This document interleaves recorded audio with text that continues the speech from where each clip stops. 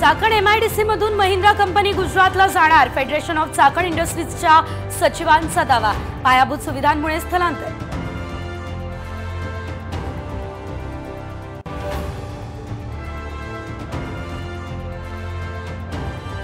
मराठा आरक्षणासंदर्भात शिंदे समितीचा दुसरा आणि तिसरा अहवाल सरकारने स्वीकारला। निवडणुकीच्या तोंडावर सरकारचा मोठा निर्णय। मुख्यमंत्रीपदाबाबत निर्णय आमदार निवडून आल्यानंतर घेऊ। ज्यांची क्षमता आहे त्या जागांची अदलाबदली करू। अनौपचारिक गप्पांमध्ये शरद पवार यांचं मोठं विधान।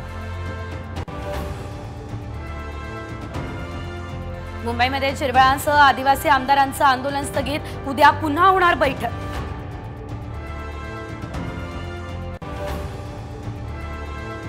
सिंधुदुर्ग जिल्हा परिषदेच्या बांधकाम विभागात मोठा राडा। ठाकरे गटाच्या कार्यकर्त्यांकडून ठेकेदाराच्या अंगरक्षकांमध्ये हाणामारी।